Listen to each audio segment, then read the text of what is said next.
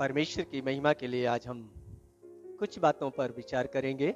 उसके पहले हम परमेश्वर को याद करेंगे। आइए प्रार्थना करें।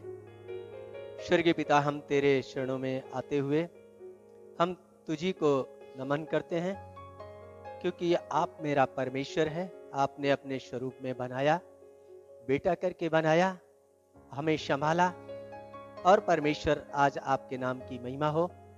मैं घटूं लेकिन हमारे द्वारा आप महिमा पाएं, ये प्रार्थना इस मसीह के नाम से मांगते हैं, आमीन। प्रिय जीजो, परमेश्वर ने शून्य से सब कुछ बना दिया।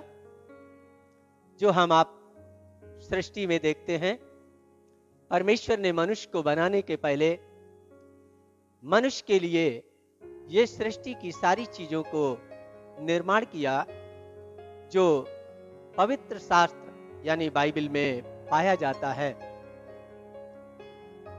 प्रिय जीजो, परमेश्वर ने जो कुछ कहा वो सब कुछ हो गया। बोल करके ये शब्द के द्वारा ये सृष्टि का निर्माण किया, लेकिन मनुष्य को परमेश्वर ने विशेष रीत से बनाया। इस सृष्टि का आनंद लेने के लिए परमेश्वर ने मनुष्य को बनाया, अपना पुत्र कहा, अपना बेटा कहा। और परमेश्वर ने मनुष्य को ज्ञान और बुद्धि दिया, अपने निज हाथों से बनाया। इसलिए मनुष्य इस सृष्टि का सरताज है। लेकिन आज मनुष्य उस सृष्टिकर्ता को भूल गया और सृष्टि को ही परमेश्वर उसने मान लिया। इसलिए रोमियो की पुस्तक में लिखा है, मनुष्य अपने आप को बुद्धिमान जान करके मूर्ख बन गए और परमेश्वर अविनाशी की महिमा को नाशवान चीजों में बदल डाला। जो ईश्वर है ही नहीं, जो परमेश्वर ने मनुष्य के आनंद के लिए सारी चीजें बनाई थी, मनुष्य ने उसी को परमेश्वर समझ लिया और अपने सृजनहार को वो भूल गया, क्योंकि दुनिया को बनाने वाला सिर्फ एकमात्र एक ही परमेश्वर है। इसलिए हम बहु ईश्वर की बात नहीं करते हैं, एक ही ईश्वर को मानते हैं, एक ही ईश्वर को जानते हैं और उसी से प्रार्थना करते हैं और उसी के बताए हुए मार्ग में चलते हैं। इसलिए प्रिय अजीजो, वो मनुष्य जो है मन वाणी कर्मों के द्वारा पाप करने लगा। मनुष्य 3 प्रकार से पाप करता है। मन के द्वारा, प्रभु यीशु मसीह ने कहा, यदि कोई किसी के बारे में अपने मन से गलत विचार से सोच भी लिया तो अपने मन के द्वारा उसने उसके साथ व्यभिचार कर लिया। आज अधिकतर मनुष्य मन के द्वारा पाप करते हैं। दूसरा, बोली के द्वारा मनुष्य पाप करता है, क्योंकि परमेश्वर ने हिदायत दिया कि तू इसी मुंह से परमेश्वर की महिमा करता है और इसी से तू दूसरों को श्राप देता है। हे मेरे भाइयों, ऐसा नहीं होना चाहिए। तीसरा, मनुष्य पाप करता है कर्मों के द्वारा। इसलिए 3 प्रकार से मनुष्य पाप करता है, मन, वाणी और कर्मों के द्वारा। इसलिए हर इंसान को 3 बार मरना भी पड़ता है। हर इंसान को जीवन में 3 बार मरना पड़ता है, क्योंकि ये मैं बाइबल से ही इन बातों को बता रहा हूं। पहले प्रकार से मनुष्य कब मरता है, तो यहेजकेल 18 अध्याय उसका 20 पद में, जो मनुष्य पाप करता है उसकी आत्मा पाप में मरी हुई है, वो सिर्फ चलती फिरती लाश है। जिस दिन मनुष्य पाप करता है उसी दिन से वो आत्मिक रीत से वो मर जाता है।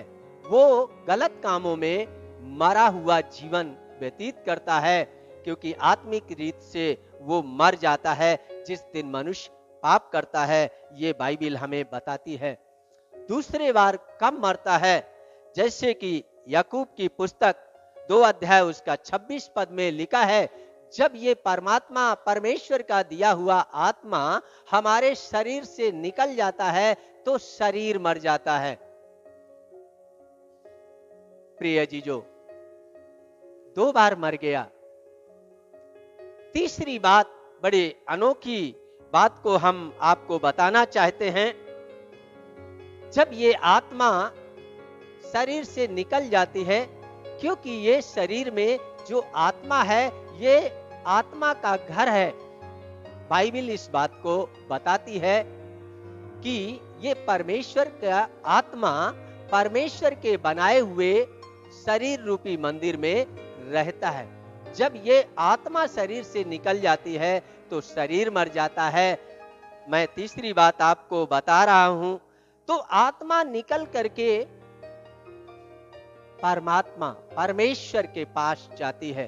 प्रिय अजीजो, शरीर का न्याय नहीं होगा, ये अच्छे तरीके से समझ लीजिए। इसलिए प्रभु यीशु मसीह ने मत्ती 10 अध्याय उसका 28 पद में भी कहा है, तुम शरीर के लिए चिंता मत करो, अपने आत्मा को नरक से बचाओ। इसलिए बाइबल में लिखा है शरीर के काम तो बुरे हैं। तो जब ये आत्मा शरीर से निकलती है तो ये परमात्मा के पास जाती है और इस आत्मा का ही प्रिय अजीजो न्याय होगा। ये आत्मा का ही ये न्याय होगा और शरीर का न्याय नहीं होगा। ये मिट्टी से बना शरीर और मिट्टी में ही मिल जाएगा। इसलिए आत्मा का न्याय होगा। और आत्मा के सिर्फ 2 ही स्थान हैं बाइबल में, एक या तो वो नरक जाएगा, नहीं तो स्वर्ग जाएगा।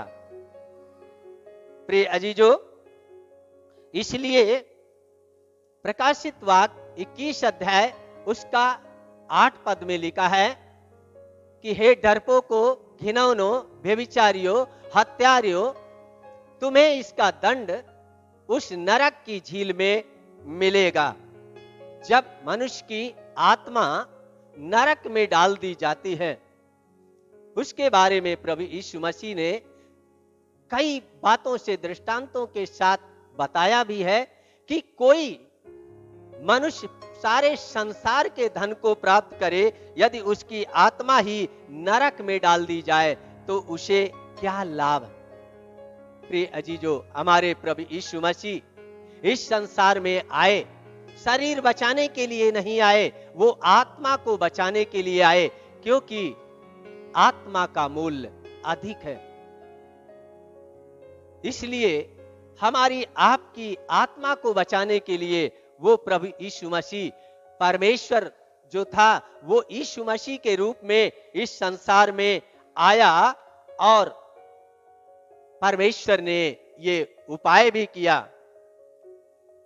जब मनुष्य अपने उद्धार के लिए सोचने लगा, मेरा क्या होगा, मुझे कहां जगह मिलेगी, स्वर्ग में या नरक में, क्योंकि मैं पापी हूं, अब मेरा उद्धार कैसे होगा। मनुष्य जब इन बातों से विचार ही कर रहा था, हे प्रभु पुकार ही रहा था, परमेश्वर ने मनुष्य के आत्मा को बचाने के लिए एक उपाय किया। आज समाजों में ये काफी विडंबनाएं हैं कि आज जो है अपने पापों के लिए नाना प्रकार के काम करते हैं, नाना प्रकार के रीति रिवाजों को करते हैं, तमाम कर्म कांडों को करते हैं। लेकिन प्रभु यीशु मसीह ने कहा, मनुष्य के कर्म धर्म के काम मैले बदबू के समान हैं। कोई भी मनुष्य अपने कर्मों के द्वारा उद्धार नहीं पा सकता है। इसलिए प्रिय अजीजो, उस परमेश्वर ने मनुष्य से प्रेम किया और दुनिया में जो भी आए, इस संसार में पापियों का संहार करने के लिए आए। लेकिन एक परमेश्वर है, वो परमेश्वर जिसने हमें आपको अपना बेटा और बेटी के रूप में बनाया, उसको चिंता हुई हमारे बेटे हमारी बेटियां नरक से कैसे बचें, क्योंकि ये अपने मुक्ति के लिए नाना प्रकार का कार्य कर रहा है। ये कोई मुक्ति का मार्ग नहीं है, इसलिए उसके मुक्ति के लिए मैं अपना स्वर्ग छोड़ करके इस धरती पर जाऊंगा। और परमेश्वर ने ये योजना बनाया। आशाएं जब फीकी पड़ गई, अब हुई है मेरी कहाँ गति। सभी आत्मा नरक में जाए, प्रभु बचा लो अब आई। जब परमेश्वर को लोग पुकारने लगे, परमेश्वर ने मनुष्य के उद्धार के लिए तुरंत योजना बनाया कि एक जिब्राइल नाम का स्वर्गदूत, उसको परमेश्वर ने बुलाया, फुर्ती कर और जल्दी कर। कैसे? जिब्राइल दूत को बुलाकर कह दई मरियम ढिंग जाओ, कह दो बालक तेरे होगा, उसका नाम यीशु रखना। प्रभु ने तुरंत एक स्वर्गदूत को, जिसका नाम जिब्राइल था, उसने प्रभु ने उस जिब्राइल स्वर्गदूत को बुलाया, जा करके मेरा एक संदेशा ये पृथ्वी में जा करके दे कर आओ। कैसे? कहे तो बालक तेरे होगा, उसका नाम यीशु रखना। बड़ी बेग से दूत ने आकर कह दई मरियम जय तेरी। परमेश्वर ने स्वर्गदूत को ये आदेश दिया, मेरा संदेशा ले जाओ। इस संसार में, मृत्यु लोक में, जगत में एक मरियम नाम की एक बेटी है, वो पवित्र है, वो बहुत प्रार्थनावादी है। उसके द्वारा मैं जन्म लूंगा और मनुष्य के उद्धार के लिए मैं इस संसार में जाऊंगा।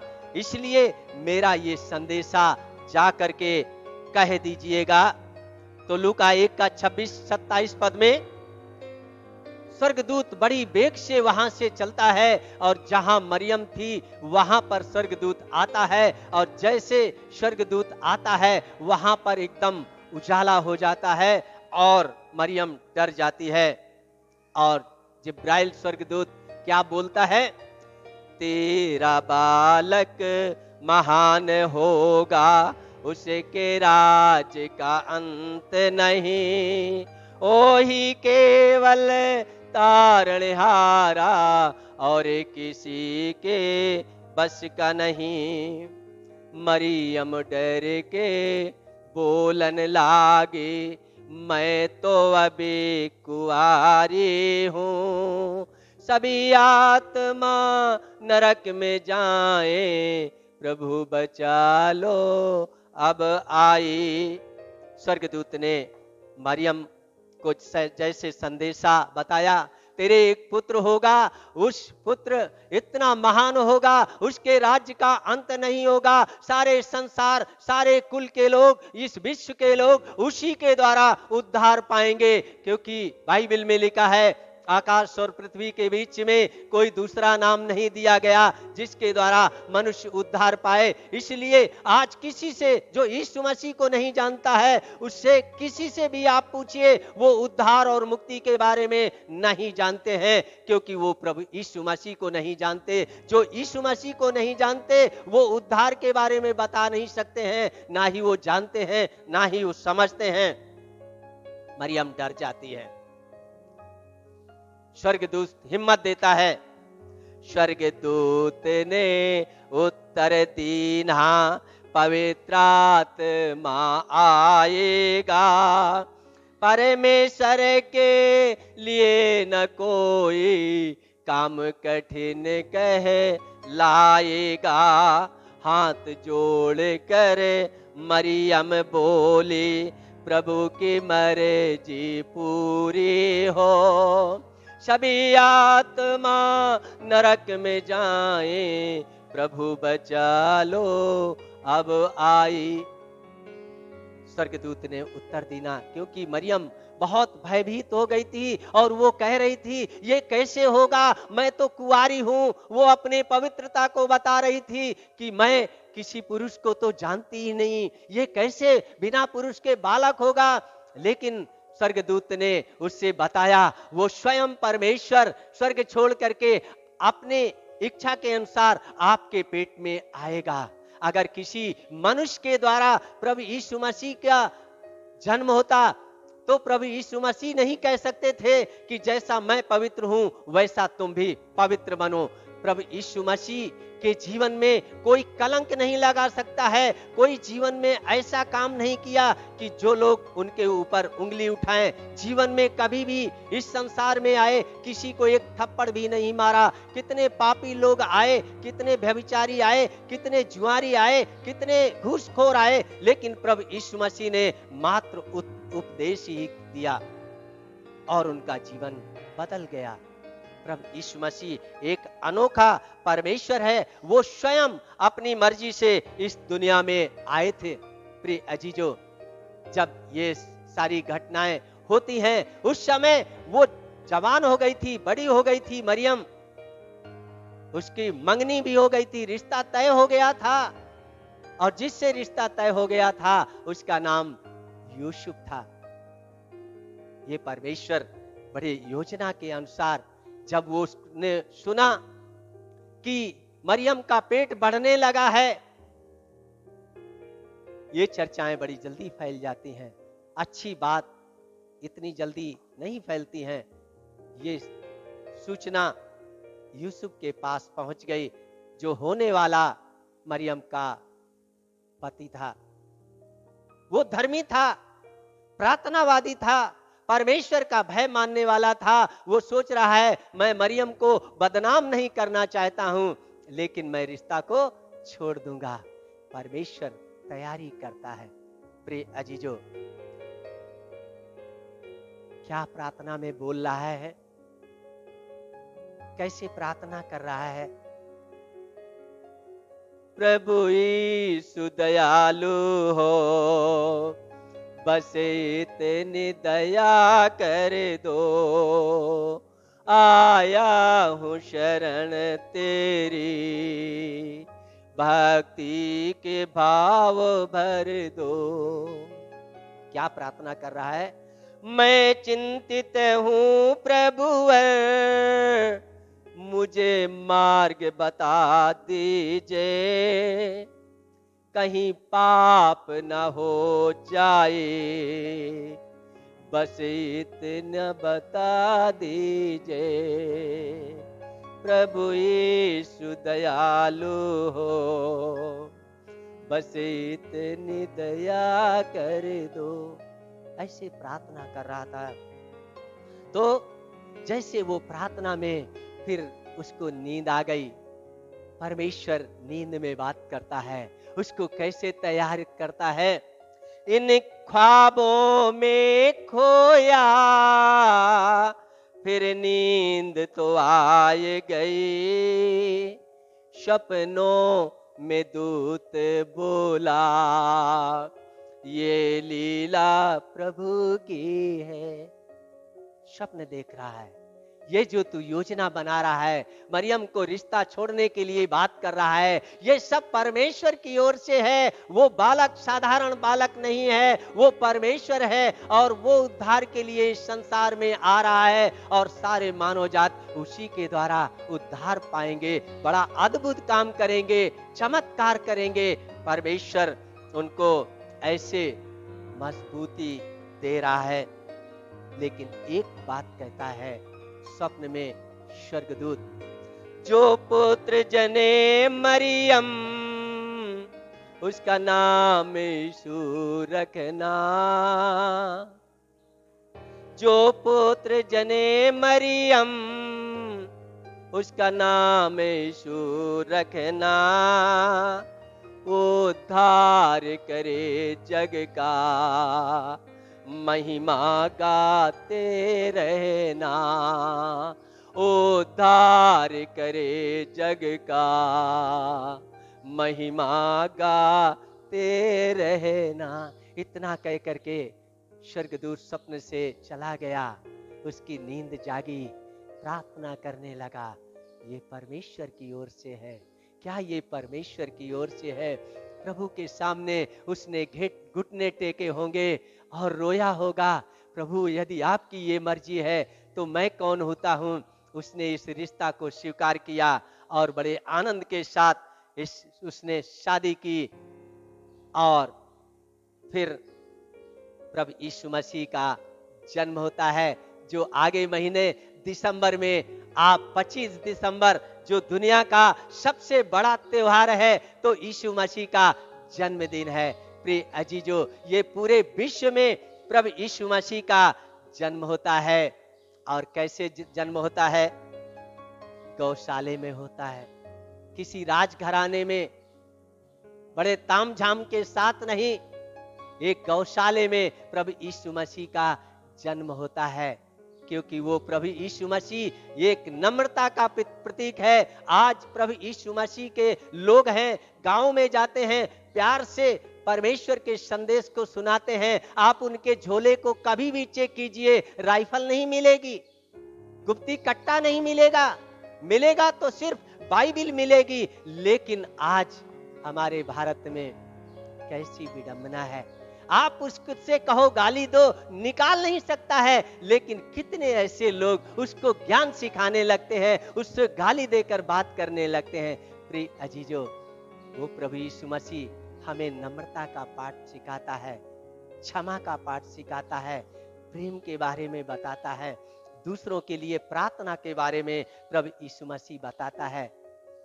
तो आज शुभ समय विशेष मां जगतारण कृपालु, माता मरियम गर्भ से प्रकटे दीन दयालु, माता मरियम गर्भ से प्रकटे दीन दयालु। परमेश्वर इन वचनों के द्वारा आप सबको आशीष दे, आप सबके जीवन में उद्धार का अनुभव हो। यदि आप जानना चाहते हैं, ज्यादा सीखना चाहते हैं, चर्चों में वो बाइबिल उपलब्ध रहती है, आप खरीद सकते हैं। परमेश्वर इन वचनों से आप सबको आशीष दे। धन्यवाद।